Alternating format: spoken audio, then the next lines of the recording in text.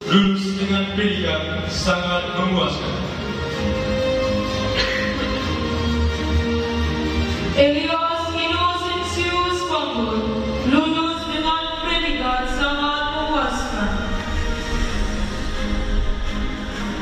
Eusebius Soa lulus dengan predikat memuaskan. Valentino Antut lulus dengan predikat sangat memuaskan. Florianus Christian Pat lulus dengan predikat sangat memuaskan.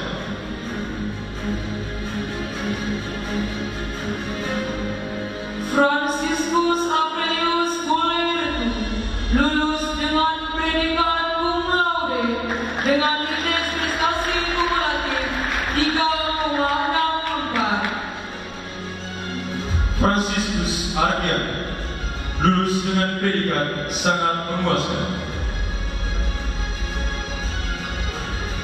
Franciscus Ju lulus dengan predikat sangat memuaskan. Franciscus Arif Munandar Anak lulus dengan predikat cum laude dengan indeks prestasi kumulatif 3,51. Godefridus Jakobus Dari lulus dengan predikat sangat memuaskan.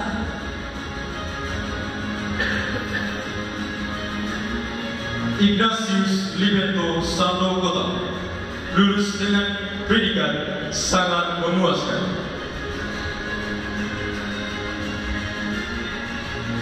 John Visir Arakian Sama lulus dengan predikat sangat memuaskan. Canisius Waiwarta Asih lulus dengan predikat sangat memuaskan. Canisius Pau lulus dengan predikat sangat memuaskan.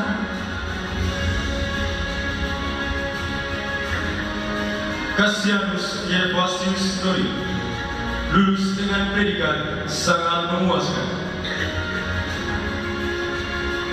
Chrysanthus Begito Murid lulus dengan predikat sangat memuaskan.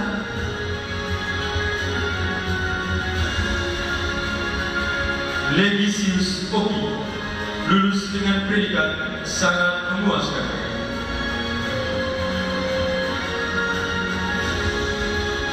Marianus Bonifacius Doi lulus dengan predikat sangat memuaskan. Marianus Rado lulus dengan predikat sangat memuaskan. Marianus Lodosius Aman lulus dengan predikat sangat memuaskan.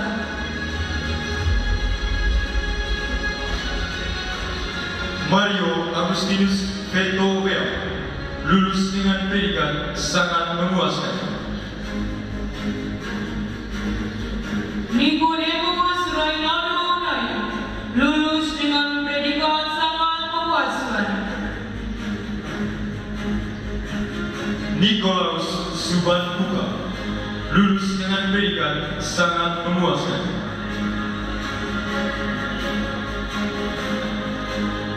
Octavianus Jen Guerrero lulus dengan predikat cum laude dengan indeks prestasi kumulatif 3,71. Pascalis Boylon Boy lulus dengan prestasi sangat memuaskan.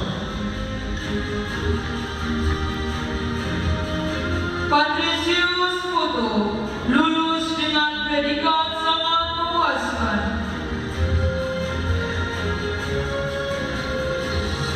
Paulus Barekama Tuban lulus dengan predikat cum laude dengan indeks prestasi kumulatif 3,75. Paulinus Domingo Lawe lulus dengan predikat sangat memuaskan. Petrus Kalvin Duran, lulus dengan predikat sangat memuaskan. Petrus Mariamus Giga Sugih, lulus dengan predikat sangat memuaskan.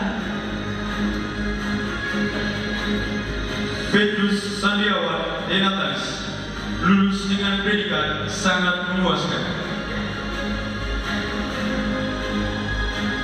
Filipus Mario Gino Gomez, lulus dengan predikat sangat memuaskan. Filipus Seng Tenabahap, lulus dengan predikat sangat memuaskan.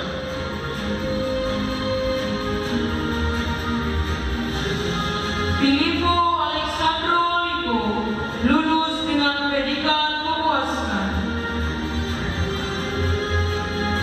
Raimundus Penyapur Baru, lulus dengan predikat sangat memuaskan.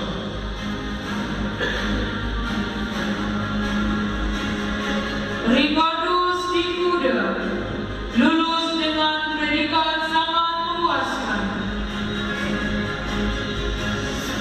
Romualdus Gervasius Leo Lolonria, lulus dengan predikat sangat memuaskan. Simon Pedro Octaviano Yahur, lulus dengan predikat cum laude dengan indeks prestasi kumulatif 3,51. Simon Sinakele, lulus dengan predikat sangat memuaskan. Theobalus Armando Siran, lulus dengan predikat cum laude dengan indeks prestasi kumulatif 3,86. Fidelis Jemaat, lulus dengan predikat sangat memuaskan. Januarius Mio, lulus dengan predikat sangat memuaskan.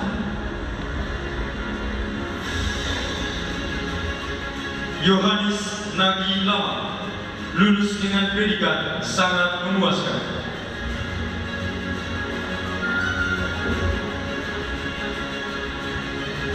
Yonas Laba Unaraja, lulus dengan predikat sangat memuaskan. Yosef Mario Ambasa, lulus dengan predikat sangat memuaskan. Yosefus de Santos Giri Milani, lulus dengan predikat sangat memuaskan. Yusta Erlendo Yusef, lulus dengan predikat cum laude dengan indeks prestasi kumulatif 3,55. Juvencius Jimmy Adi, lulus dengan predikat sangat memuaskan. Barnabas Putra Selamat, lulus dengan predikat memuaskan. Franciscus Baka, lulus dengan predikat sangat memuaskan. Bruno Nailu, lulus dengan predikat sangat memuaskan.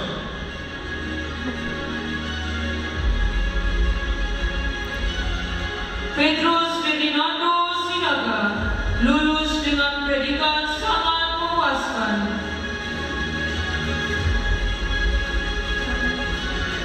Celestianus Daga, lulus dengan predikat cum laude dengan indeks prestasi kumulatif 3,53.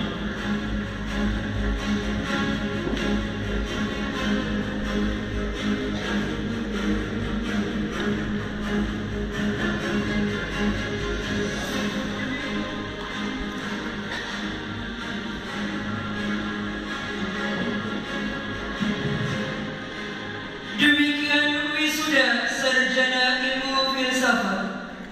Ketua program studi ilmu filsafat disilakan kembali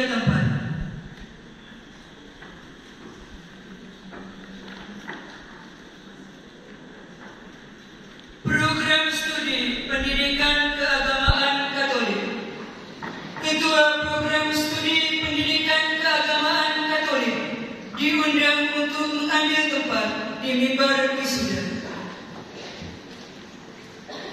Wisudawan yang namanya dibacakan dimohon mengambil tempat. Agnes Novita Solway lulus dengan predikat sangat memuaskan.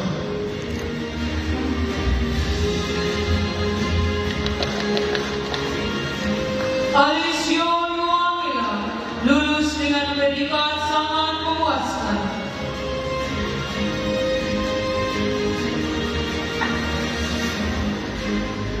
Bonifasius Yohanes lulus dengan predikat memuaskan.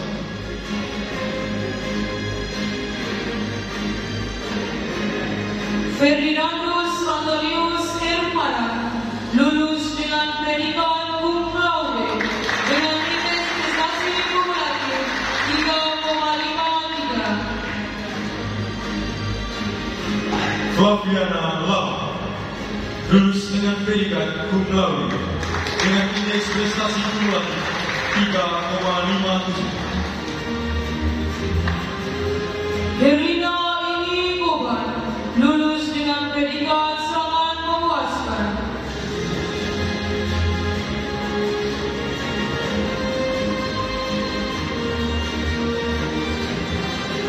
Hendrika Octavia lulus dengan predikat memuaskan.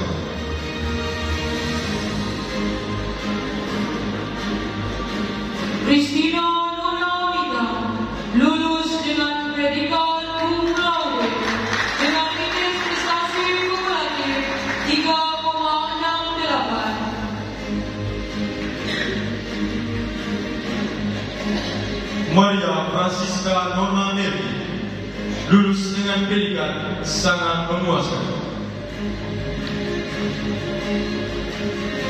Maria Elvita Yuniati lulus dengan predikat sangat memuaskan.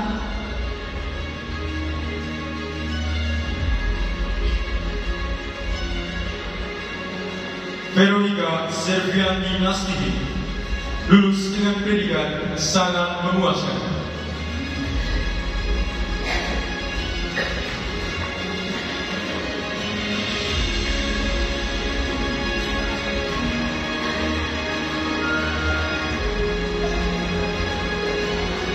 Demikian wisuda sarjana pendidikan keagamaan Katolik. Ketua program studi pendidikan keagamaan Katolik disilakan kembali ke tempat. Program Magister Ilmu Agama Teologi Katolik. Direktur Pasca Sarjana diundang untuk mengambil tempat di mimbar wisuda. Wisudawan yang namanya dibacakan dimohon mengambil tempat. Silviana Gisela Abel lulus dengan predikat memuaskan.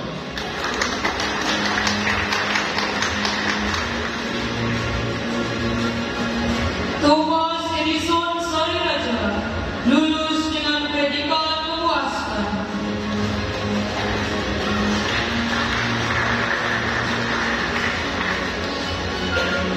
Elias KSW lulus dengan predikat memuaskan.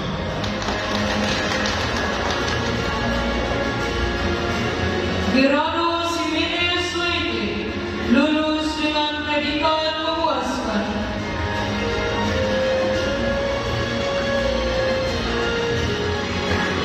Agustinus Sundai Cakura lulus dengan predikat sangat memuaskan.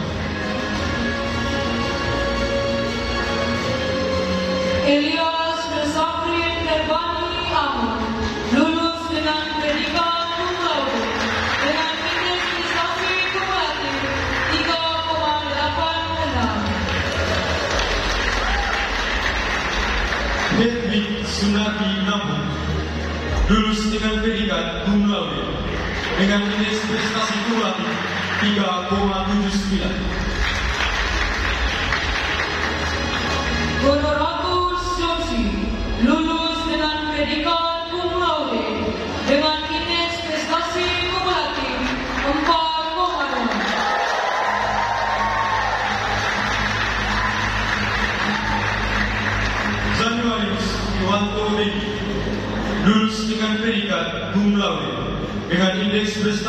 kumulasi 3,79. Dimas Emmanuel Kuban lulus dengan predikat sangat memuaskan. Yohanes Pranata Selai lulus dengan predikat cum laude dengan indeks prestasi kumulatif 3,79. Daniel Harismu lulus dengan predikat memuaskan.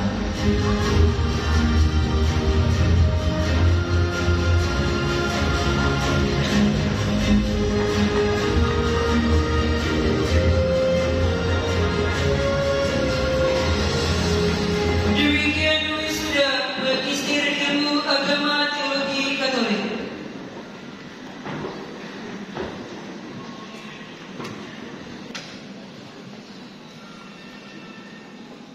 Kata-kata wisuda oleh Rektor IFTK Lidalero. Wisudawan dimohon berdiri.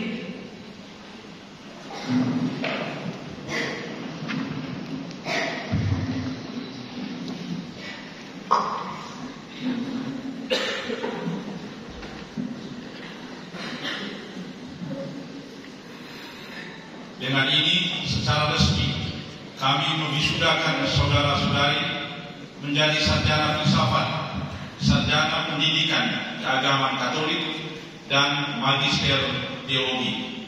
Mudah-mudahan saudara-saudari diberkati oleh Tuhan Yang Maha Esa dalam amal bakti saudara-saudari sebagai cendekiawan. Janji kesarjanaan.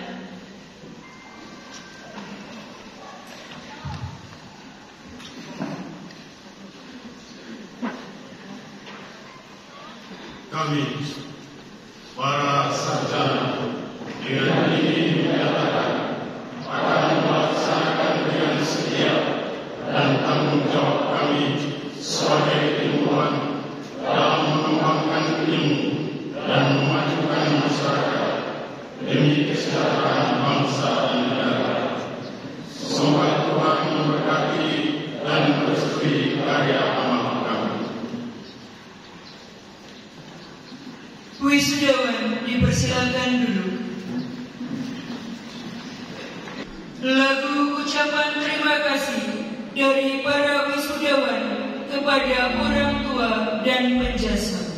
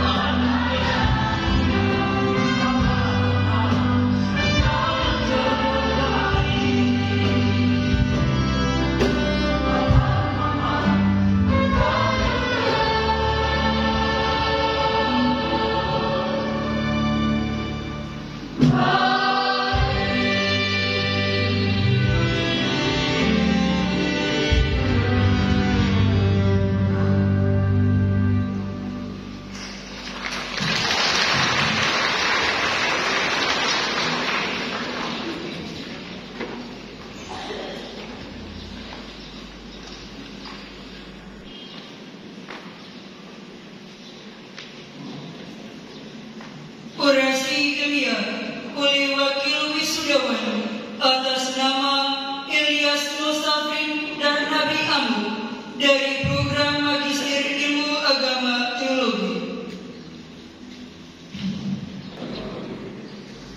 Sarap kita masih semangat dan belum lapar. Kita semua pasti makan pagi. Yang terhormat penjabat Gubernur NTT atau yang mewakili, Kepala LLDP Wilayah 15 atau yang mewakili, penjabat Bupati Sika, Forkopimda Kabupaten Sika yang sempat hadir, Ketua Pengurus Yayasan Persekolahan Santo Paulus ND, Rektor YFTK Ledadro bersama staf pimpinan, para dosen, tenaga kependidikan, dan mahasiswa YFTK Ledadro, dan yang saya banggakan, para wisudawan wisudawati bersama orang tua, singkatnya hadirin yang saya hormati dan yang saya kasihi. Saya memberi judul orasi ilmiah saya pada kesempatan ini, berteologi dan berpastoral di tahun politik, tanggung jawab intelektual teologis. Pelaksanaan wisuda kali ini atau angkatan kami dari berbagai prodi ini bertepatan dengan momen perhelatan rutin di negara kita, yaitu pemilu, ada pileg, pilpres, dan pilkada yang akan diselenggarakan tahun depan. Saat sambutan ini disusun, aroma kompetitif dari para petarung, baik para capres, cawapres, bakal calon, caleg, calon bupati, sudah mulai terasa, bahkan sudah cukup memanas. Memang waktu saya susun sambutan ini belum ada penetapan resmi bakal calon capres dan cawapres yang sudah ada. Sebagaimana kita ketahui ada 3 pasang yang akan bersaing. Manuver-manuver politis yang menyata dalam komunikasi, negosiasi, bahkan akrobat politik sudah mulai ditunjukkan. Dan yang terakhir kita tahu semua bagaimana akrobat itu dimainkan dengan secara amat mengerikan untuk praksis dan prospek demokrasi kita. Bagaimana konsep pemisahan kekuasaan sudah tidak ada lagi, ada intervensi politik dari pihak eksekutif atas pihak yudikatif. Kita sendiri bisa baca berita banyak. Jika diperhatikan dengan saksama dan kritis, sekurang-kurangnya seturut pengamatan saya, ramainya kontestasi politik baik di level nasional maupun lokal hanya menampilkan hal-hal yang tidak substansial dalam konteks negara demokrasi. Tidak ada pertarungan dan perdebatan gagasan, ide, dan program-program yang bersentuhan langsung dengan kebutuhan masyarakat. Yang jamak dipertunjukkan justru hal-hal yang kontraproduktif dengan demokrasi, bahkan mendestruksi praktik demokrasi, seperti sibuk berpindah-pindah koalisi dan memberikan janji-janji palsu dan hiburan murahan ketika berkampanye. Kesibukan dalam mengutak artikulasi itu sebetulnya merupakan indikasi awal bahwa yang dipikirkan oleh para calon pemimpin kita sesungguhnya bukanlah rakyat atau konstituen mereka, melainkan kepentingan-kepentingan pragmatis mereka yang sempit. Yang tertinggal pasca pemilihan adalah rakyat yang terus didera dengan berbagai problem sosial seperti kemiskinan akut, buruknya infrastruktur dasar, pendidikan yang tidak berkualitas, dan korupsi yang terus merajalela. Sementara itu para pejabat publik dengan tanpa beban terus memperjuangkan target pribadi atau kelompok mereka seperti perburuan rente dan perebutan akses pada sumber daya negara.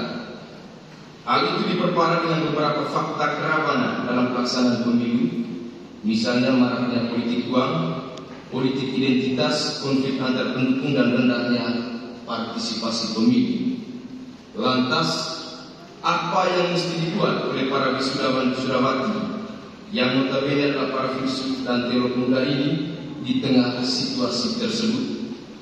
Apakah sekadar sebuah kebetulan belaka bahwa pelaksanaan wisuda angkatan kita ini persis bertepatan dengan tahun yang dibaptis sebagai tahun politik ini?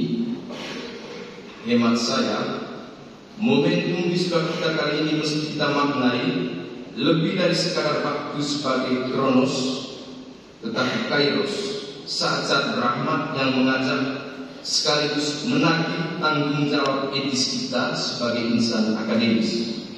Ya, tidak mungkin kemungkinan dari para wisudawati ini ada yang mungkin mau caleg, itu tidak mungkin kemungkinan. Karena saya didaulat untuk membawakan orasi ilmiah ini, saya berbicara dari perspektif saya sebagai mahasiswa pasca sarjana teologi.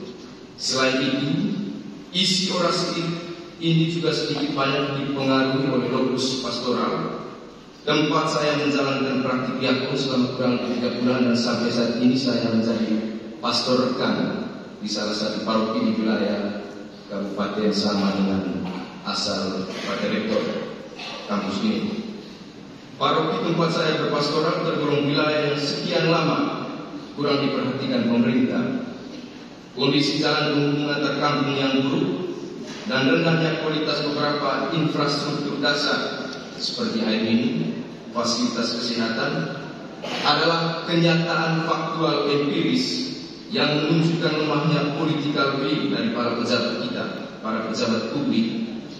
Berhadapan dengan situasi tersebut, saya benar-benar ditantang dan digugat, baik sebagai seorang agen pastoral, pastor rekan, maupun sebagai intelektual yang baru saja menyelesaikan studi teologi kontekstual. Sebagai pembelajar teologi kontekstual, pemahaman dasar tentang teologi adalah refleksi iman secara kritis dan sistematis di tengah situasi masyarakat atau dunia adalah sebuah keniscayaan. Ini pemahaman dasar yang bisa kita pegang bersama. Teologi memiliki 3 bentuk refleksi yang saling berkaitan satu sama lain, yaitu teologi fundamental, sistematis, dan praktis. Bentuk fundamental dan sistematis berhubungan dengan 2 sumber berteologi, lokus teologikus utama, yang isinya tidak bisa dan tidak pernah berubah, yaitu kitab suci dan tradisi. Sementara dimensi praktis teologi berkenaan dengan lokus teologikus lain yang juga absen dalam berteologi, yaitu sejarah dan pengalaman tertentu umat manusia. Hal itulah disebut sebagai konteks. Maka teologi sebagai titik tolak pemahaman iman memiliki 3 sumber berteologi, yaitu kitab suci, tradisi, dan pengalaman manusia saat ini atau konteks tertentu.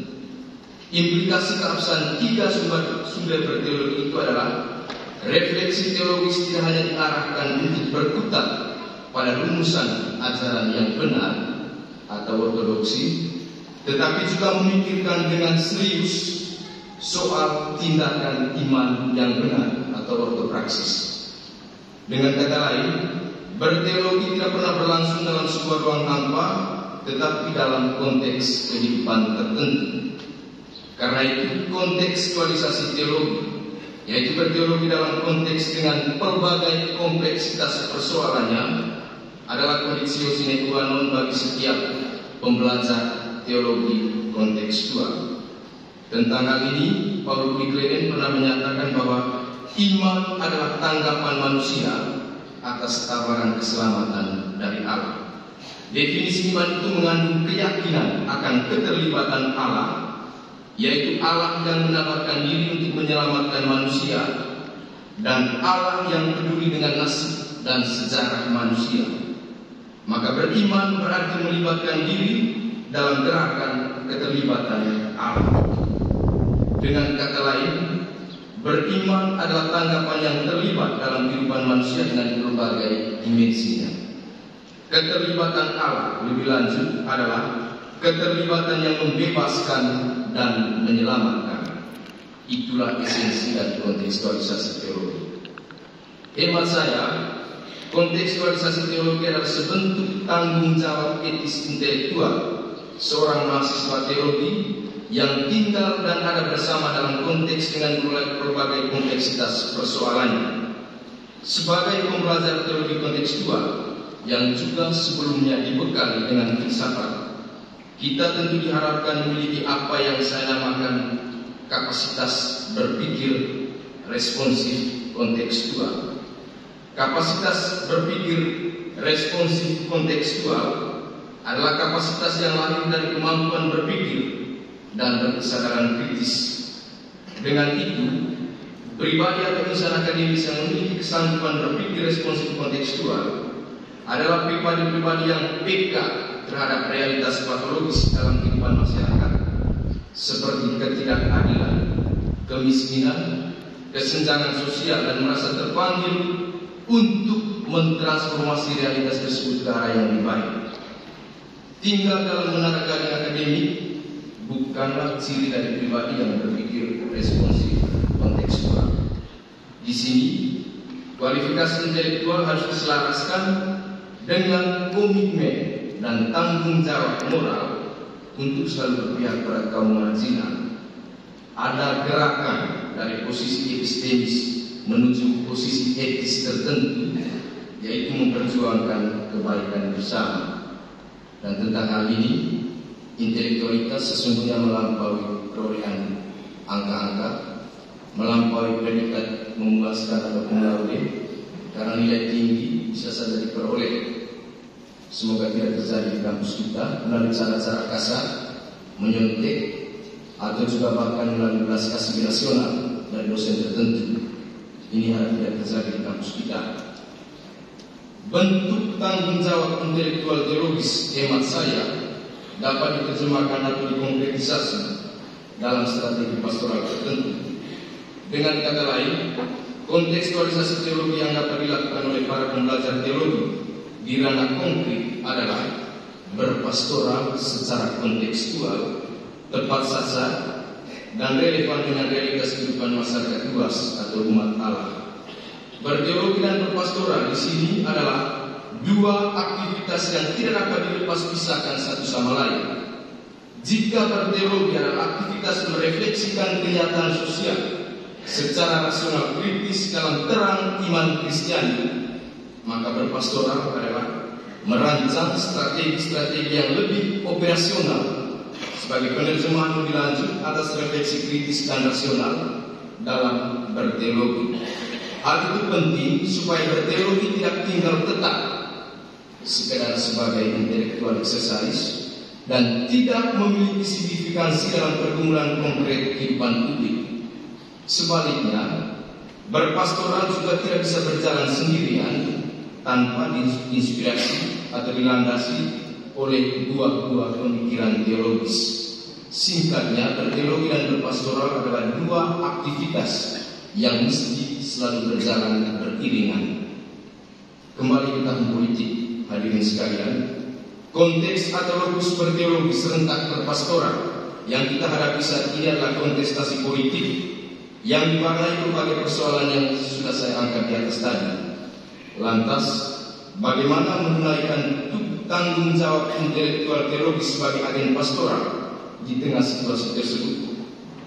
Hemat saya, peran penting yang mesti dimainkan adalah memperkuat agensi rakyat sebagai demos, sebagai pemilih yang berdaulat.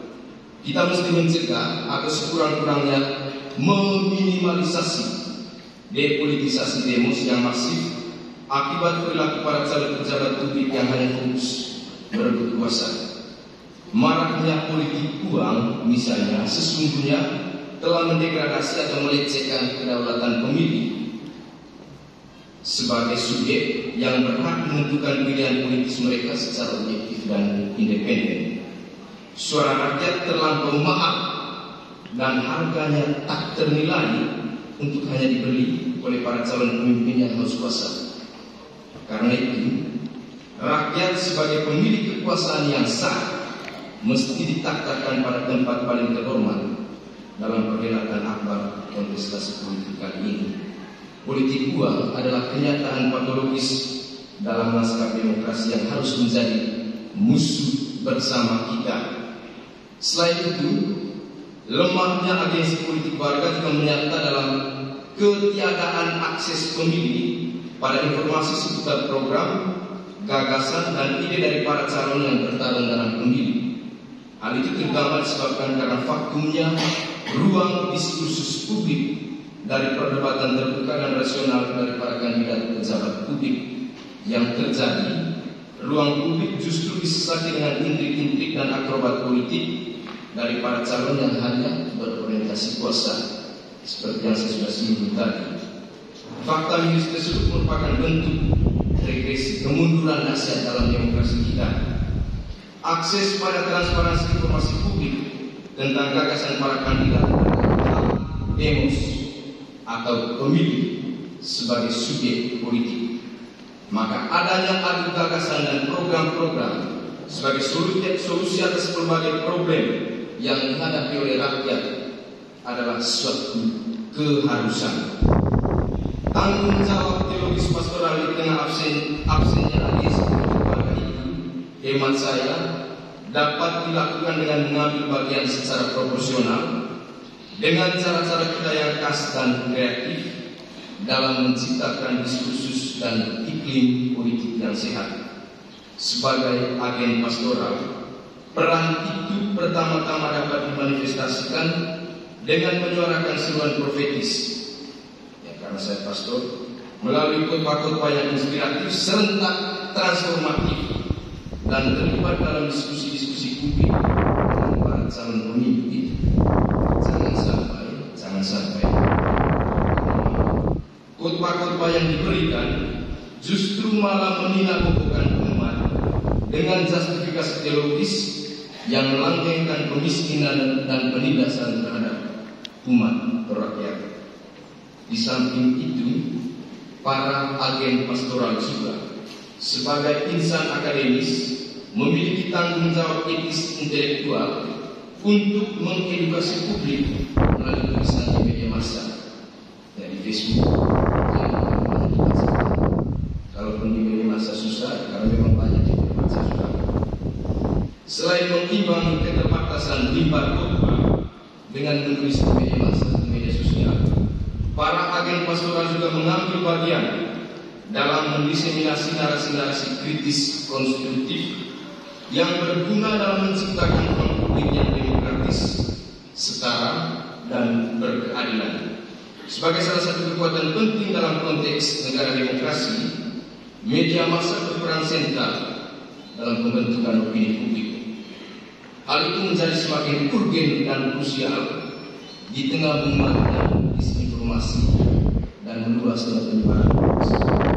Opini publik itu pada gilirannya akan membangun kesadaran, pemikiran, dan kultur kehidupan publik.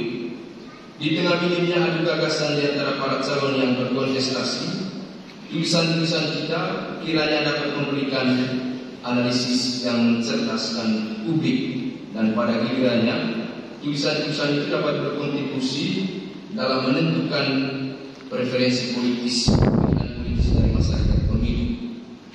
Sepak terjang para agen pastoral dalam arti tertentu merupakan representasi peran gereja sebagai institusi dalam menciptakan keadapan publik. Sehubungan dengan hal ini, gereja memiliki modal sosial yang cukup mumpuni sampai saat ini, yaitu trust, baik kepercayaan dari dalam anggota gereja itu sendiri dan umat, maupun juga kepercayaan dari luar atau masyarakat. Ini diandaikan bahwa gereja dalam menyerukan nilai-nilai atau suara profetisnya tidak tersandera kepentingan politis, apalagi ekonomis tertentu. Kalau kami masih takut justru konsistensi pada keberpihakan pada kebenaran dan keadilan adalah landasan modal trust tersebut. Hal itu penting supaya kita tidak dicibir pabrik kata-kata yang hanya gemar memproduksi kata-kata, dan akhirnya seperti mengutip ungkapan terkenal dari sudah pernah kita dengar atau baca sebelumnya. The best way to predict the future is to create it. The best way to predict the future is to create it. Semua yang kita ikhtiarkan dan lakukan tentu saja tidak akan secara paripurna mengantisipasi terlanjur. Namun dengan berbuat sesuatu kita sekurang-kurangnya terlibat dalam upaya membangun kehadapan publik, tentu dengan cara-cara kita. Bak lilin yang bernyala di ujung terowongan gelap praksis demokrasi kita. Seruan profetis kita menunjukkan bahwa harapan dan optimisme akan terwujudnya Indonesia yang semakin demokratis tidak akan pernah padam. Sekian dan terima kasih.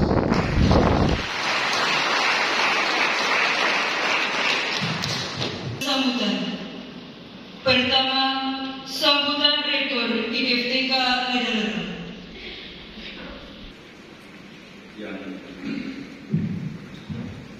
Yang terhormat Kepala Bagian Umum LLI di wilayah 15, Bapak Abdul Rahman Abdullah, mungkin berdiri ya.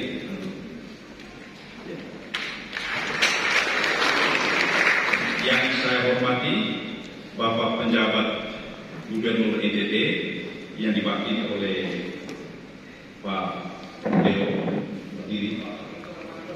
Pak Victor ya, Pak Victor Manek, minta maaf Pak. Ya, berdiri tadi. Yang terhormat Bapak Penjabat Bupati Sika yang kita semua pasti kenal, tapi mungkin berdiri Pak Alvin.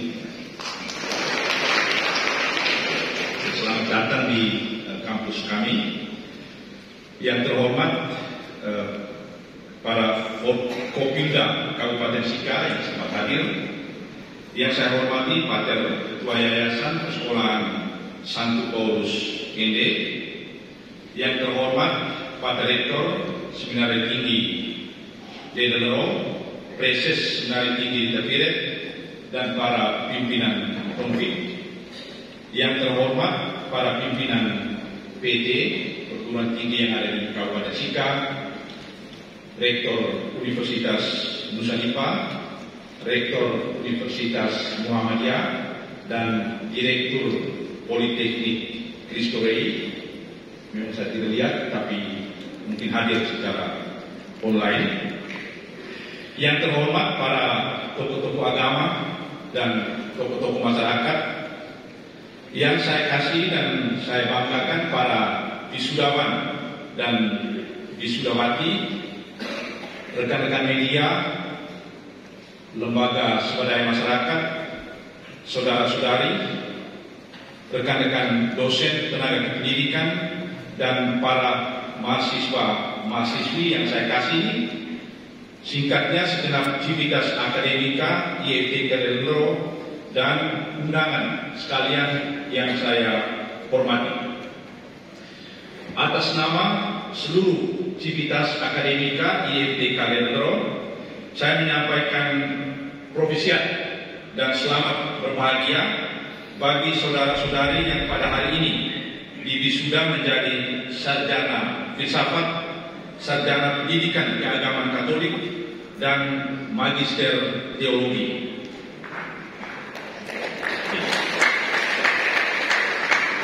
Hari ini lembaga kita mencatat sejarah baru karena untuk pertama kali proses wisuda dilangsungkan dengan nama atau atas nama IFTK Nederland. Catatan sejarah baru juga telah kita ciptakan karena 11 orang ya dari angkatan pertama prodi PKK boleh menyelesaikan studinya dengan sangat baik. Beberapa hari yang lalu telah dilangsungkan upacara misa untuk pemberian misio kanonika kepada ke-11 tamatan ini agar mereka nanti bisa menjadi katekis, menjadi guru agama yang baik dan komitmen pada tugas dan memastikan bahwa seluruhnya berjalan sesuai dengan ajaran resmi Gereja Katolik. Saudara-saudari, rekan-rekan hadirin yang saya kasih, kepada seluruh civitas akademika Universitas Katolik Lisabon di Portugal, beberapa waktu lalu Paus Fransiskus menyampaikan seruan atau himbauan berikut. Paus Fransiskus menulis, Anda memiliki perkakas ilmiah dan teknologi tercanggih, tetapi tolong jangan terperangkap dalam pandangan parsial. Jangan lupa bahwa kita membutuhkan ekologi holistik, bahwa penderitaan planet ini harus didengar bersama dengan penderitaan orang-orang miskin, bahwa drama pengguruan atau pembabatan hutan, penghancuran alam harus dilihat dalam kaitannya dengan pengungsi, masalah migrasi dan human trafficking, dengan penurunan tingkat kelahiran, bahwa kita menjaga dimensi material kehidupan di dalam dimensi spiritual, bukan polarisasi, tapi visi secara keseluruhan yang dibutuhkan. Himbauan Paus Fransiskus ini mengajak kita, umat manusia, untuk menjadi cendekiawan yang peduli terhadap sesama, terhadap masyarakat, dan juga dunia sekitar di mana kita hidup. Dengan acara wisuda hari ini, Anda sekalian secara formal dinobatkan menjadi public intellectuals. Seorang public intellectual tidak memprivatisasi atau bahkan memperhalakan atau mungkin mendupai dengan lupa ijazah dan tesis atau skripsinya. Jadi tidak memperhalakan titel untuk kebanggaan pribadi dan kelompoknya, sambil mempersetankan persoalan-persoalan sosial yang sedang menerah umat manusia dan lingkungan sekitar. Sebagai cendekiawan dan juga tokoh agama, kita harus terpanggil untuk membuka diri terhadap dunia dan kemanusiaan beserta persoalan-persoalan yang mengitarinya, luka-lukanya, tantangan, dan juga potensi yang ada di dalam. Persoalan-persoalan ini hendaknya mendorong kita untuk menciptakan ruang bagi refleksi metodologis guna melakukan perubahan sosio-kultural yang berani dan radikal. Saya teringat pada apa yang pernah dikatakan oleh seorang filsuf yang para wisudawati pasti masih kenal, masih ingat, itu Karl Marx. Karl Marx pernah katakan, tidak cukup bagi filsafat, tapi juga bagi teologi untuk menafsirkan dunia secara lain saja. Tapi yang paling penting ialah mengubah dunia agar menjadi lebih adil, lebih demokratis, lebih bersih dari korupsi, lebih solider, dan lebih menghargai harkat dan martabat manusia. Jika kita dapat menjalankan itu, maka kita sudah mengambil bagian untuk mengambil bagian dalam tugas untuk membangun kerajaan Allah di dunia ini, sebuah kerajaan pembebasan. Saudara-saudari, hadirin yang saya kasih, sebelum saya menutup kata sambutan ini, saya ingin menyampaikan sejumlah informasi tentang IFTK Ledenero. Mahasiswa yang kuliah di IFTK Ledenero sekarang berjumlah 1.882 orang dengan perincian 1.165 mahasiswa dan mahasiswi S1 program studi filsafat, 227 mahasiswa-mahasiswi prodi pendidikan keagamaan Katolik, 185 orang mahasiswa-mahasiswi prodi DKV atau desain komunikasi visual, 105 orang mahasiswa-mahasiswi prodi kewirausahaan, dan 200 orang mahasiswa-mahasiswi prodi magister teologi. Akhirnya izinkan saya juga mengucapkan terima kasih kepada pemerintah Republik Indonesia lewat Dirjen Bimas Katolik, LLDP Wilayah 15, pemerintah Nusa Tenggara Timur, pemerintah Kabupaten Sika yang telah mendukung kerja lembaga pendidikan tinggi ini, sehingga pada hari ini kita dapat mewisuda 250 tamatan. Akhirnya sekali lagi atas nama seluruh Civitas Akademika IFTK Ledenero, saya mengucapkan selamat dan profisiat bagi para wisudawan dan wisudawati, orang tua dan serta keluarga besar dari wisudawan wisudawati. Sekian dan terima kasih.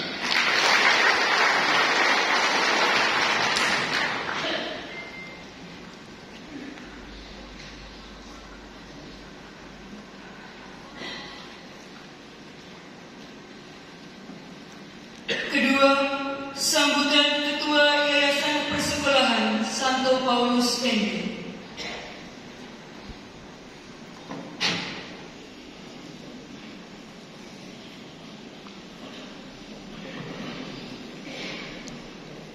Selamat siang.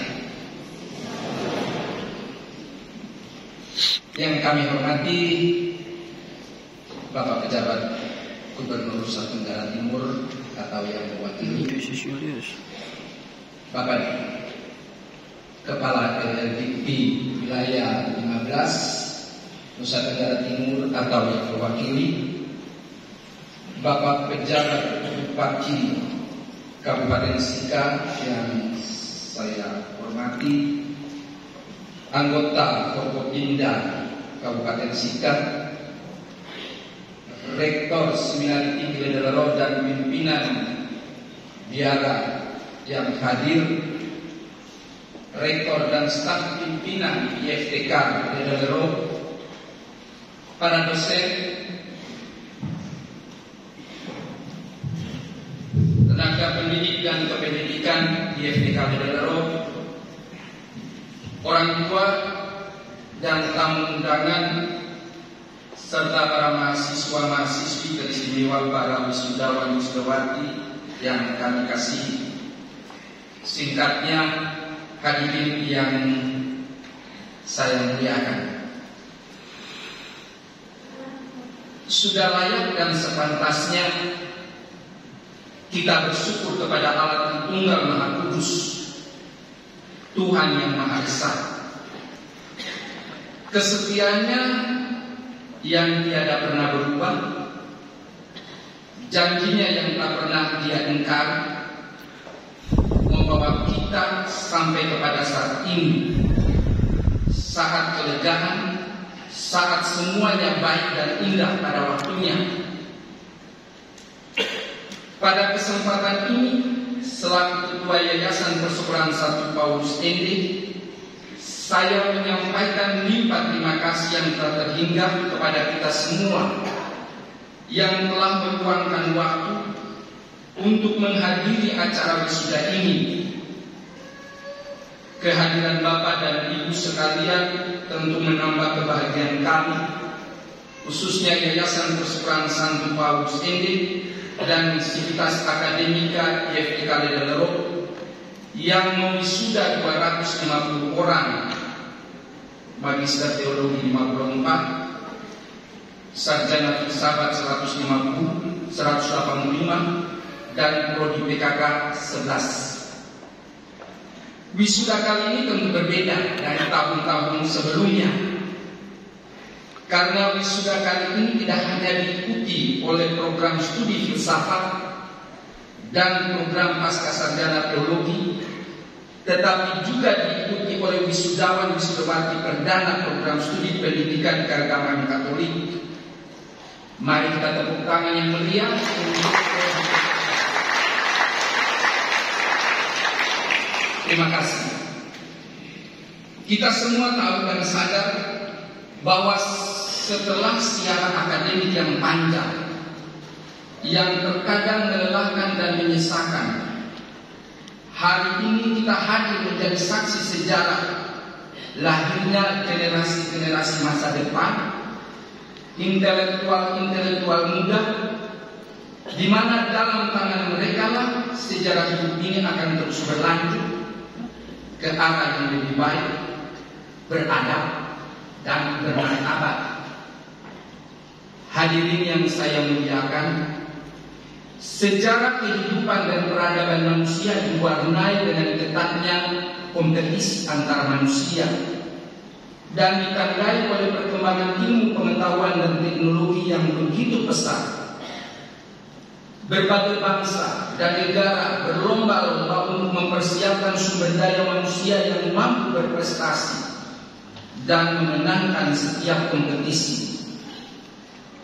Yang terlambat berpikir dan enggan untuk terus berbenah diri dan mengambil langkah-langkah strategis akan tertinggal dan tersingkir.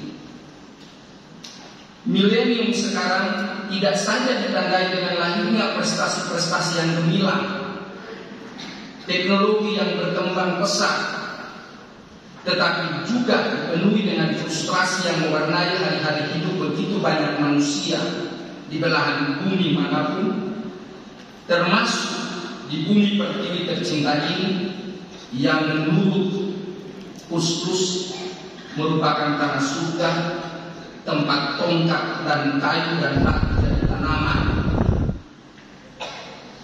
Krisis multidimensi tak pernah surut dan seakan tidak berhasil diatasi. Krisis ekonomi, krisis politik, krisis penegakan hukum, moralitas, formalisme agama sudah menjadi pandangan dan tuntunan indah yang memuakan seakan lumrah sekalipun pada dasarnya berakibat fatal dan memprihatinkan.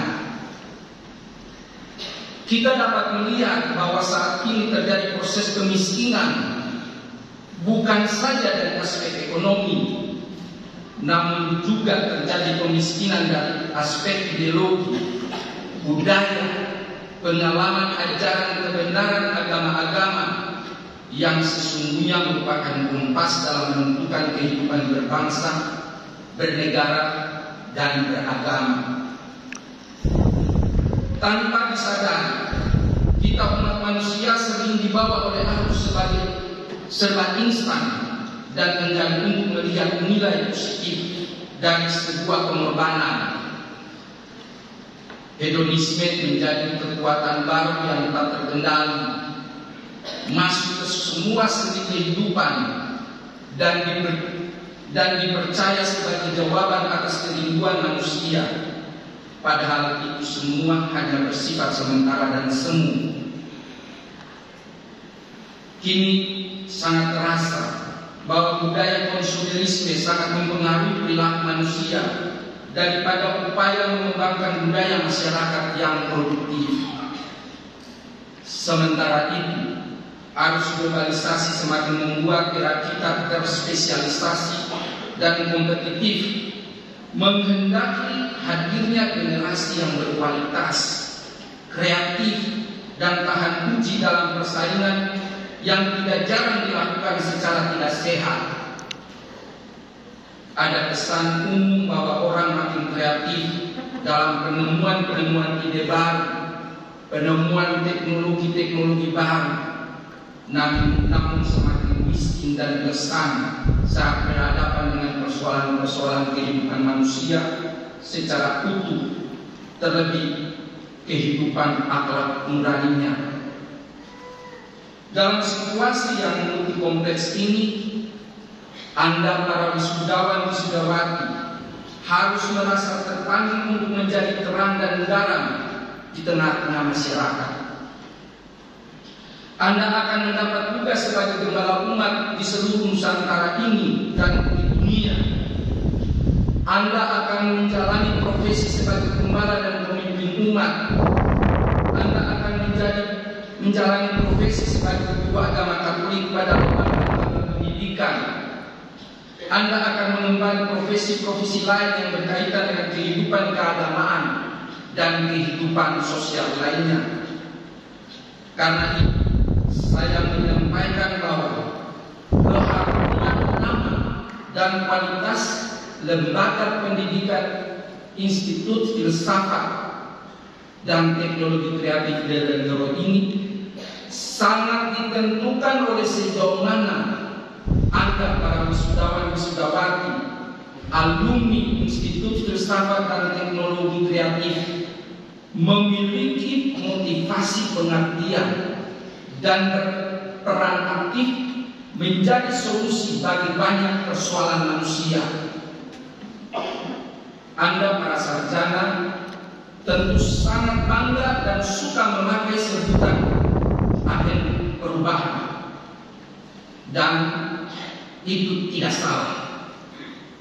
Namun atribut ini hanya akan menjadi hiasan indah yang tampak namun tak berdampak kalau tak ada api semangat dari dalam sanubari untuk terus belajar dan membaharui diri bersama dengan yang lain.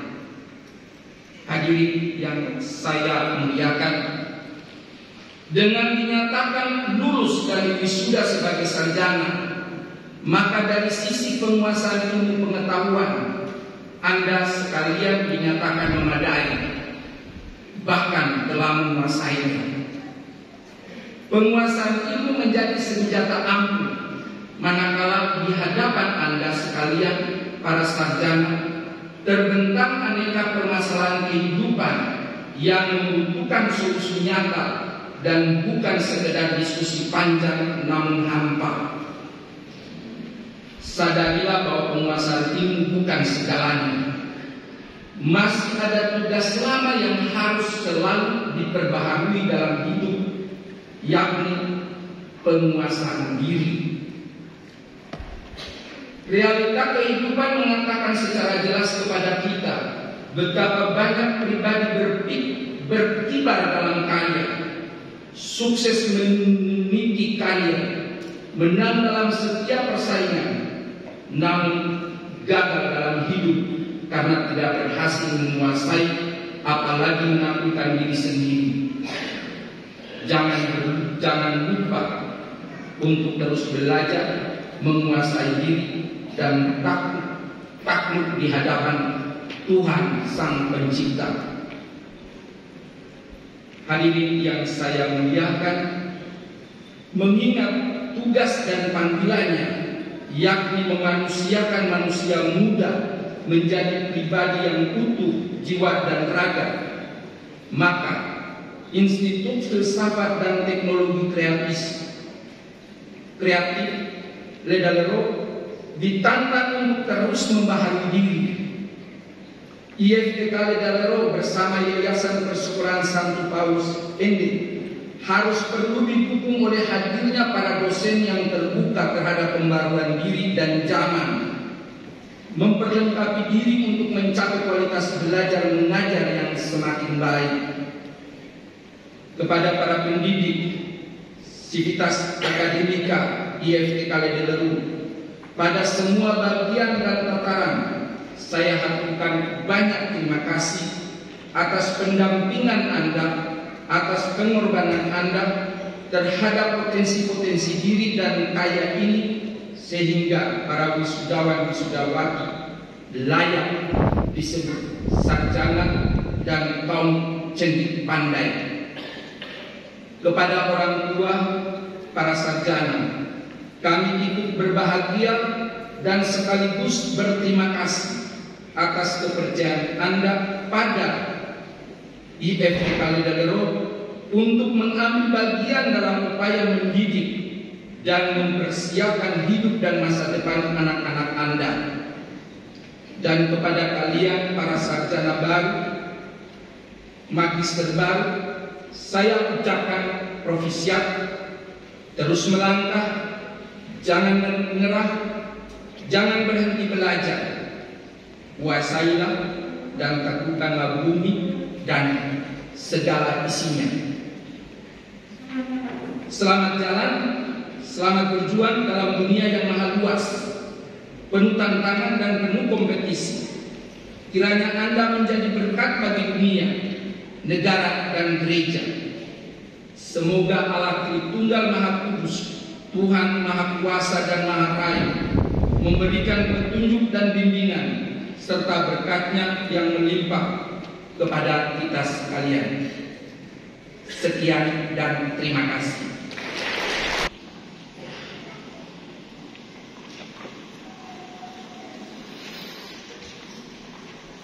Ketiga, sambutan Kepala LLID Wilayah 15 atau yang mewakili.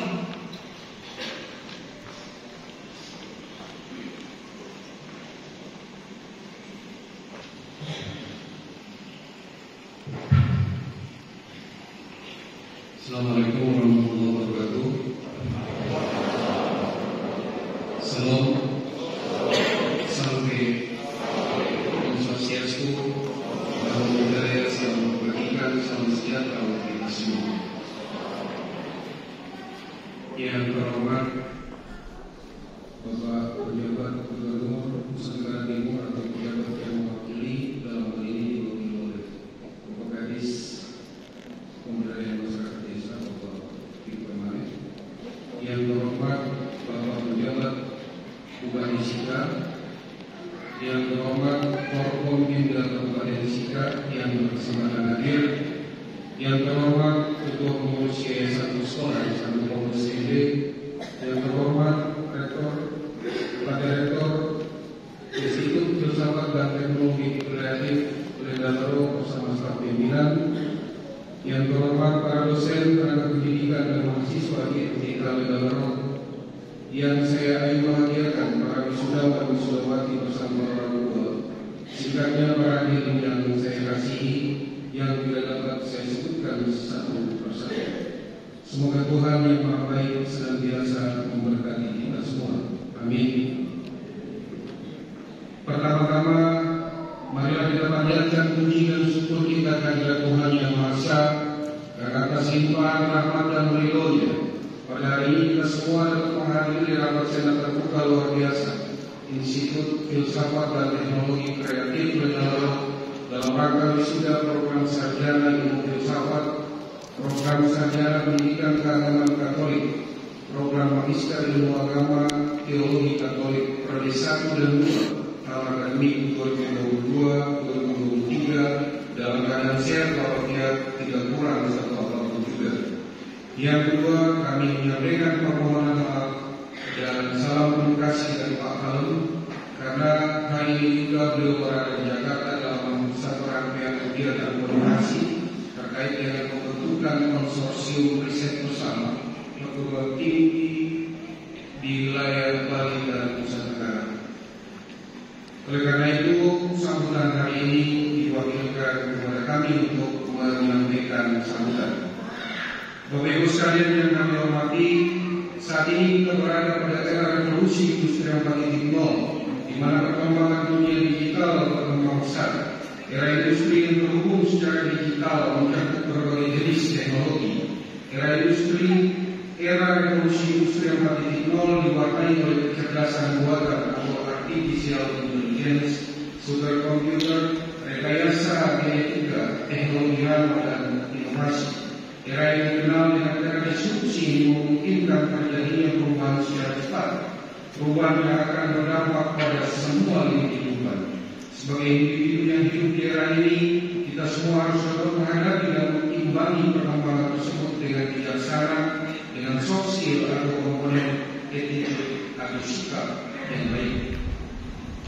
Bapak Ibu para hadirin yang terhormat, membangun kehidupan bangsa dan negara tidak bisa lepas dari pembangunan manusia seutuhnya. Pada tahun 2035, jumlah penduduk Indonesia diproyeksikan akan mencapai lebih dari 305 juta jiwa. Struktur demokrasi Indonesia tergolong sehat, yaitu terkonsentrasi pada usia produktif atau pada rentang usia 15 sampai dengan 64 tahun. Indonesia diprediksi oleh McKinsey Global Institute akan menjadi negara dengan economic size terbesar ke-7 di dunia pada tahun 2030. Peluang perkembangan ekonomi Indonesia harus berkait dengan peningkatan pendidikan, produktivitas dan sekaligus penciptaan lapangan kerja yang memadai. Apabila hal tersebut tidak berhasil dilakukan, maka kita akan menghadapi masalah tingginya angka pengangguran dan kriminalitas. Peran perguruan tinggi dalam menghasilkan lulusan yang bertakwa kepada Tuhan Yang Maha Esa dan kompeten dalam bidang ilmunya sedang berada dalam sorotan. Hal ini antara lain karena banyaknya pengangguran lulusan perguruan tinggi. Memang persoalan education mismatch tidak hanya terjadi di negara kita, namun persoalan ini tidak boleh dibiarkan berlarut-larut tanpa solusi. Kampus-kampus kita harus segera mengambil langkah nyata untuk memastikan adanya relevansi yang kuat antara kurikulum dengan kebutuhan bangsa terhadap peran lulusan pada masa yang akan datang. Perguruan tinggi perlu membangkitkan suasana akademik yang membangkitkan kecintaan kepada ilmu pengetahuan, memperkuat motivasi dan merangsang kreativitas para mahasiswanya, Selain itu, pendekatan yang diterapkan dalam proses belajar mengajar juga perlu disesuaikan akan semakin mendekatkan kampus dengan institusi dan lapangan kerja para lulusan.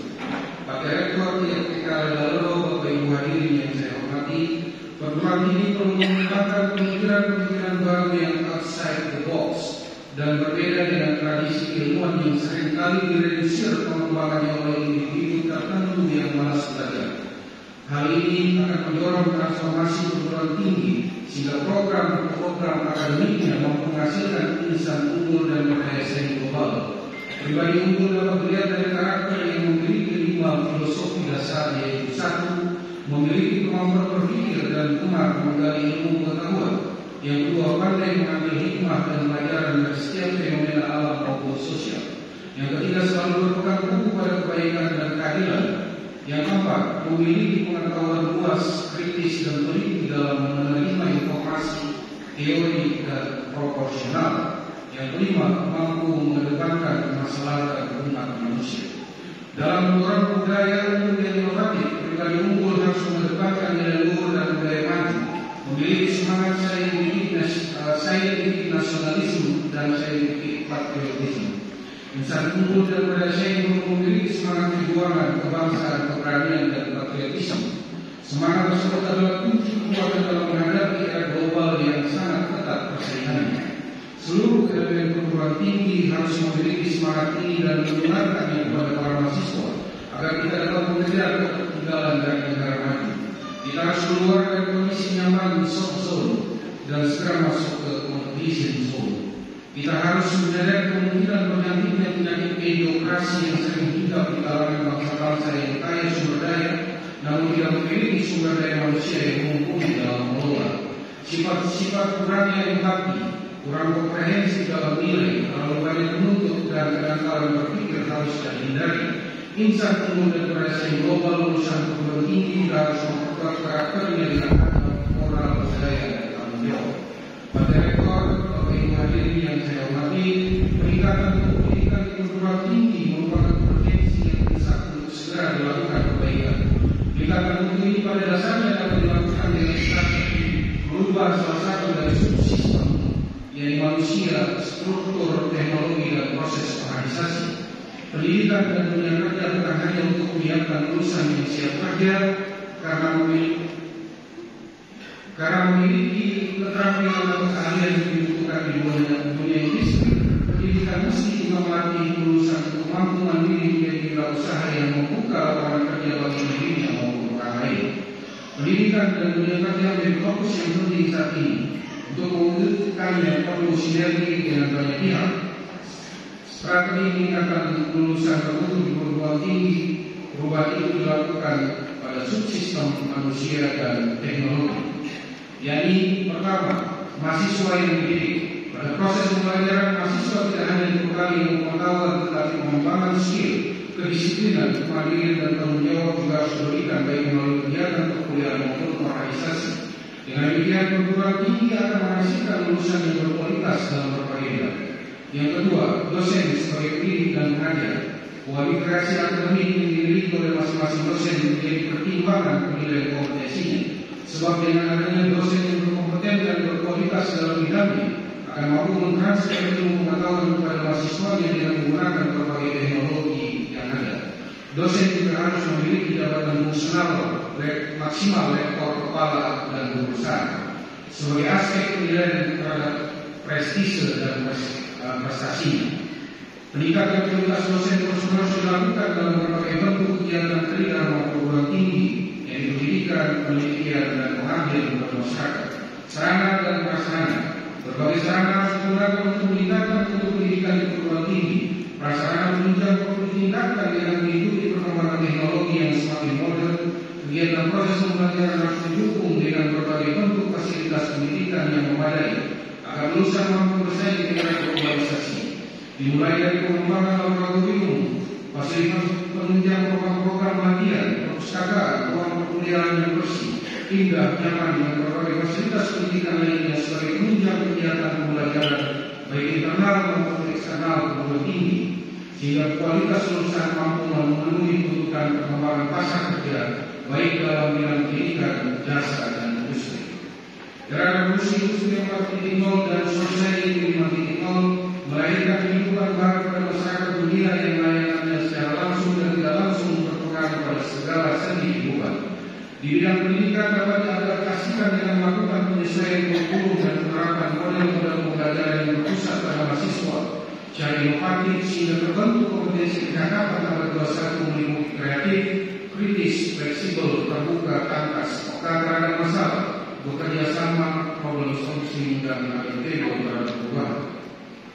Arah kurikulum baru harus menjadi perhatian oleh para perguruan tinggi di era ini, antara lain sistem pendidikan yang memadukan human touch dengan technological touch secara seimbang, pendidikan yang menguatkan kompetensi, karakter, dan spiritual kompetensi, teknologi manfaatkan dengan ciri human focus dan big data ke arah terwujudnya bangsa Indonesia yang berkirikan super smart society. Kurikulum harus terus dilakukan update agar menyesuaikan dengan kebutuhan market tenaga kerja dan kebutuhan masyarakat serta menjaga relevansi. Apa yang diajarkan harus relevan dengan kebutuhan saat ini dan masa depan. Kurikulum pendidikan era digital tidak hanya merubah materi saja, namun juga perlu memperhatikan proses pembelajaran dengan pendekatan 5 model, yaitu pertama, logical abduction, merupakan penalaran logis untuk mengembangkan suatu perkiraan atau hipotesa yang akan diuji dengan penalaran lebih lanjut atau berbasis data. Mahasiswa didorong untuk melatih diri berani bereksperimen, berpikir berbeda, kreatif, memiliki gagasan out of the box, bahkan mengkritisi gagasan dari para dosen.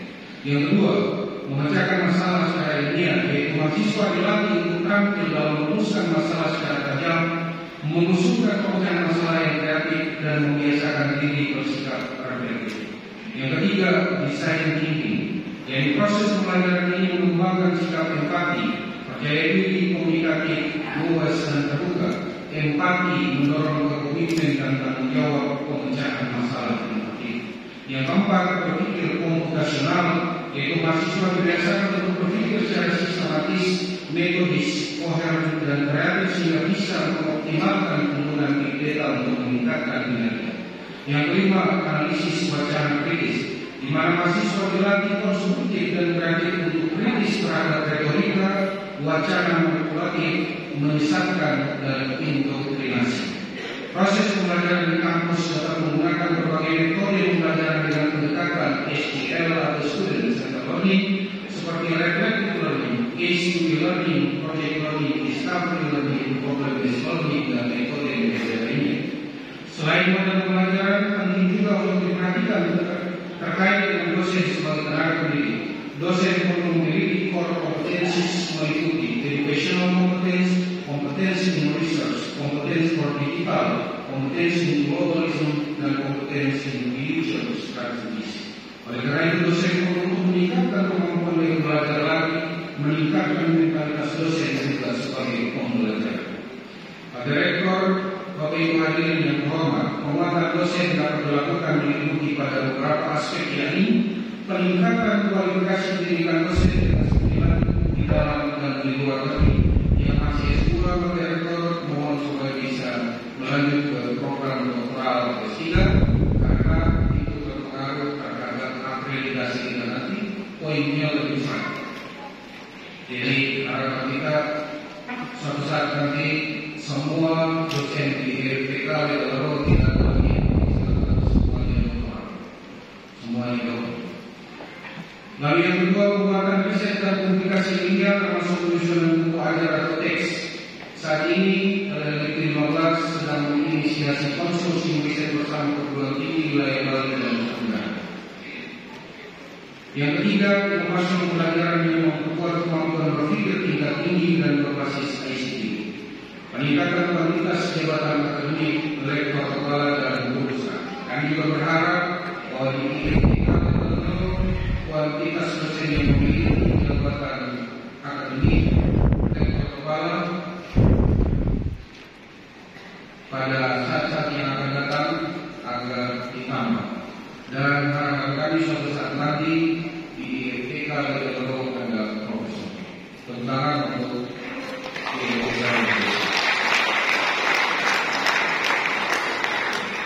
yang kelima, kita akan menjalankan melalui tunjangan profesi dan tunjangan kehormatan. nanti kalau di FTK kalau sudah ada profesor maka akan diberikan tunjangan kehormatan lulusan, dan itu dibayar oleh negara melalui PLT wilayah 15. Saya belum dapat informasi di FTK kalau ada berapa yang 18, dan itu dibayar oleh negara melalui wilayah 15 sampai usia musim. Jadi bagi dosen yang belum mendapatkan sertos, mari berkompetisi untuk bisa lolos sertos dan kemudian mendapatkan sertos. Karena itu bagian dari pengembangan bagi dosen. Lalu kemudian pembuatan etika profesi, integritas pembelajaran, kepatuhan terhadap aturan, dan yang ketujuh produktif dalam melakukan publikasi ilmiah hasil penelitian pada jurnal nasional bereputasi dan jurnal internasional berindeks fokus. Tingginya publikasi ilmiah juga berkorelasi dalam kinerja riset dan kemajuan perguruan tinggi tersebut. Kita berharap bahwa Bapak Ibu dosen di IFTK Ledero setiap tahunnya memproduksi jurnal yang cukup banyak, dan jurnal itu dipublikasi di jurnal nasional bereputasi dan juga jurnal internasional berindeks fokus. Memang kalau fokus memang mahal, karena mau ke LK mesti dibayar. Selain itu, beberapa hal yang perlu dilakukan dan dipersiapkan dengan sebaik-baiknya ke depan antara lain penambahan program studi.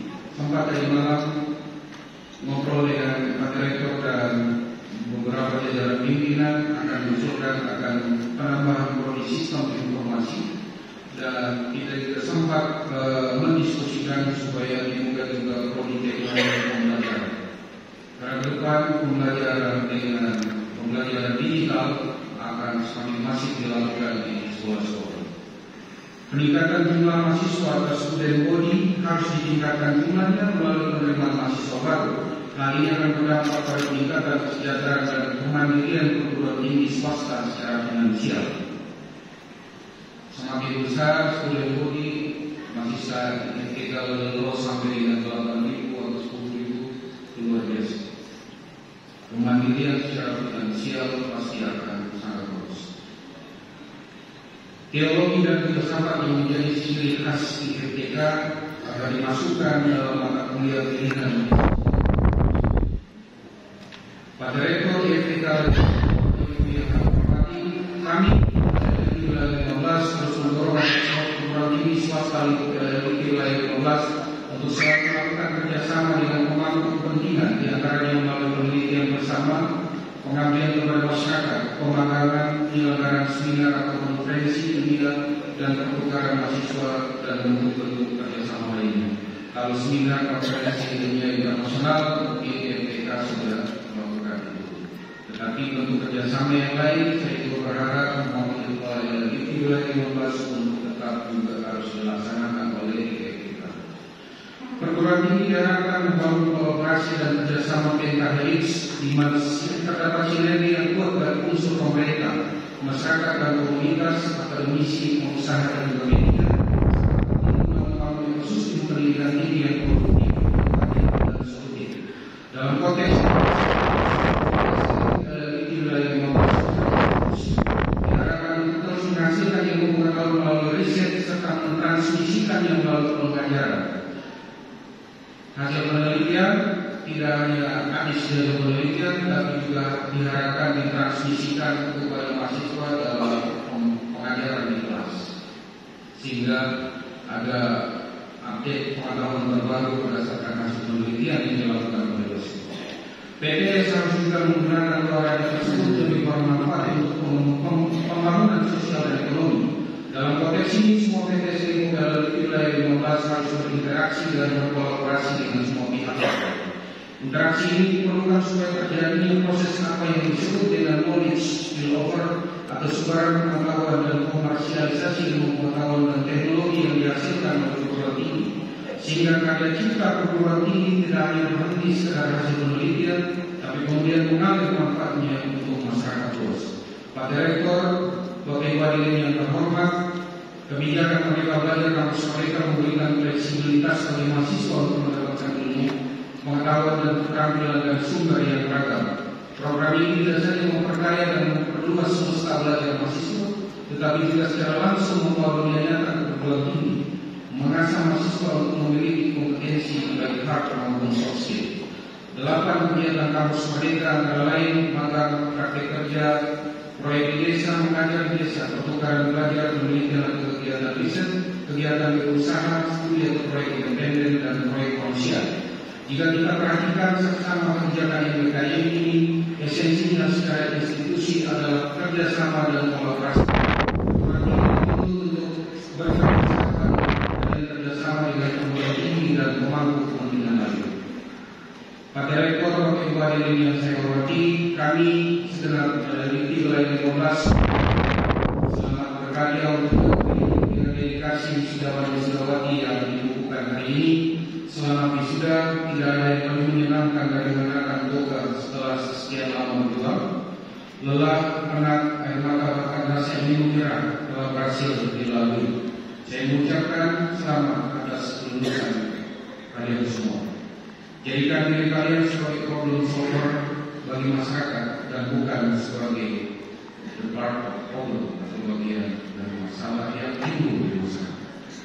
Demikian yang dapat saya sampaikan mewakili Kepala Dikti Wilayah 15. Mohon maaf jika ada kata-kata yang salah atau kurang berkenan di hati Bapak Ibu sekalian. Terima kasih. Wassalamualaikum warahmatullahi wabarakatuh. Salam. Sampai Om Santi Om Namo Buddhaya, salam kebajikan, salam sehat dan salam sejahtera buat kita semua. Kepala Dikti Wilayah 15, Profesor Dr. Adrianus Sampika, Sarjana Teknik Magister Engineering Pertanian.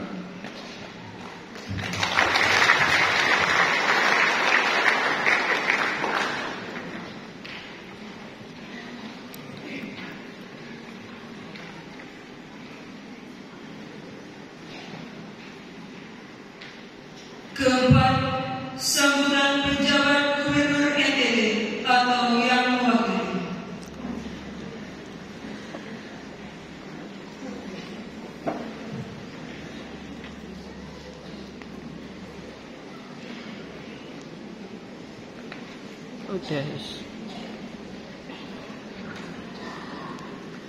Sebelum saya menyampaikan sambutan, saya mengucapkan saya diperoleh kepada DPRD Provinsi Nusa Tenggara Timur meneruskan permohonan maaf Pak Gubernur dan sampai saat ini bertepatan dengan rapat di Jakarta.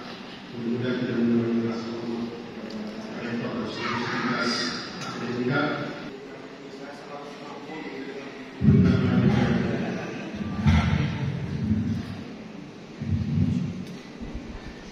Segenap insan pers dan media massa, sudah bersepati, orang tua dan keluarga yang berbahagia, singkatnya Bapak Ibu, undangan dan hadirin yang berbahagia. Salve. Salam. Assalamualaikum warahmatullahi wabarakatuh. Om Swastiastu. Namo Buddhaya, salam kebajikan, salam sehat untuk kita semua. Mari kita bersyukur kepada Allah Yang Maha Kudus, penyelenggara ilahi yang memperkenankan program waktu bagi wisuda Institut Filsafat dan Teknologi dalam hari ini. Atas nama pemerintah dan seluruh masyarakat Nusa Tenggara Timur, saya mengucapkan selamat dan kepujian pada wisuda dan wisudawati, keluarga serta sivitas akademika Institut Filsafat dan Teknologi dalam. Hadirin yang saya hormati, yang tidak kenal dengan Institut Filsafat dan Teknologi Kreatif Negara. Para alumni tersebar di hampir seluruh provinsi di Indonesia, bahkan di seluruh dunia, dengan salah satu putra terbaik alumnus STFK Negara, Pater Paul Diglen, Superior General Studi Timur. Beberapa tahun terakhir, sebagai proses kreatif sangat berani dibuat oleh lembaga ini, yakni STFK menjadi IFTK menjadi. Dengan membuka program studi yang terkait dengan teknologi kreatif seperti desain, komunikasi visual dan kewirausahaan, filsafat dan teknologi kemudian secara nyata membuat dialog dan pergaulannya dengan ilmu yang lebih mengandalkan teknik dan keterampilan praktis.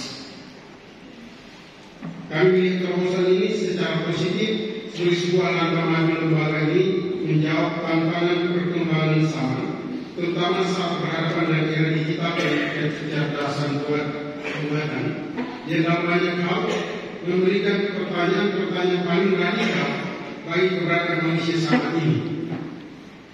Filsafat dan teologi tentu saja selalu membuka diri untuk semua jenis dialog, diskusi, bahkan debat yang bisa ditawarkan oleh ilmu lain, terutama yang berkaitan dengan langsung dari dimensi etis dan filosofis. Hadirin yang saya hormati, respon laporan FTK Levelor perkenankan saya menyampaikan beberapa hal. Pertama, sebagai lembaga yang membangun habitus sebagai ekosistem digital dan bertransformasi menjadi kampus digital kreatif melalui desain komunikasi visual dan wirausaha. Perlu dikembangkan kapasitas akademika milik digital, di data system, artificial intelligence, hospitality, networking, dan entrepreneurship, baik universitas akademika termasuk alumni FTK dan Lorong yang hendaknya terkoneksi dalam jejaring digital dan harus mudah diakses dengan satu kali klik untuk pelayanan dan untuk ekonomi kreatif. Dua, kampus Lorong sedang mengembangkan teknologi kreatif untuk pemberdayaan ekonomi kreatif. Sebagai pejuang usaha, kami berharap lembaga ini terus menjadi tempat standar matahari kebijaksanaan. Tempat standar matahari kebijaksanaan yang melahirkan para pemikir kritis serta humanis, para praktisi teknologi kreatif yang punya basis pemikiran kritis yang bisa dipertanggungjawabkan.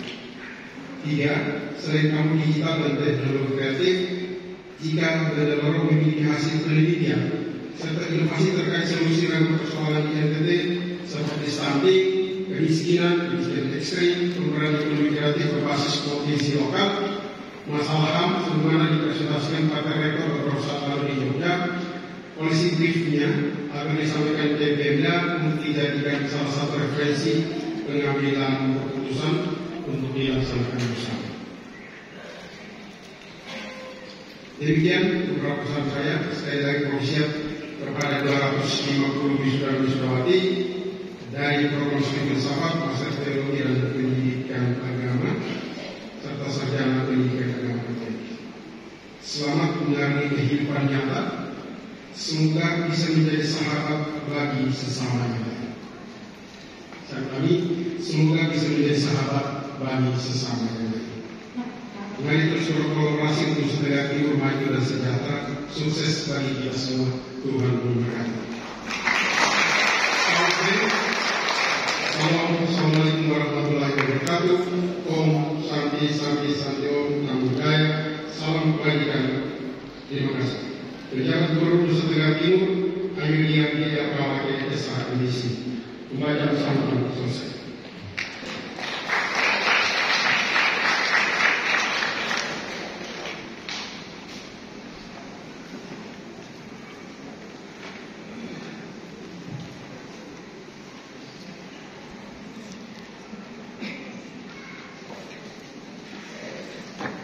Hadirin dimohon berdiri.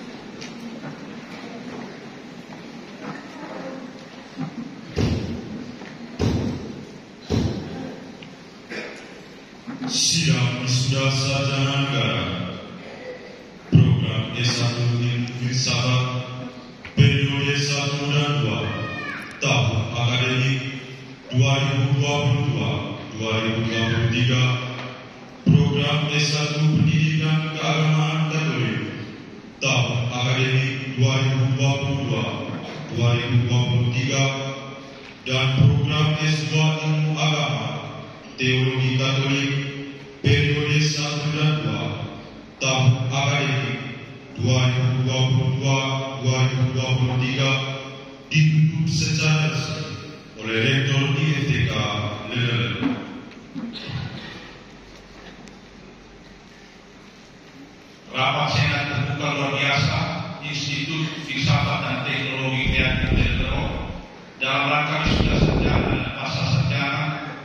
program studi sarjana ilmu filsafat periode 1 dan 2 tahun akademik 2022-2023, program studi sarjana pendidikan keagamaan Katolik tahun akademik 2022-2023, program pasca sarjana ilmu agama teologi Katolik tahun akademik 2022-2023 saya tutup dengan resmi.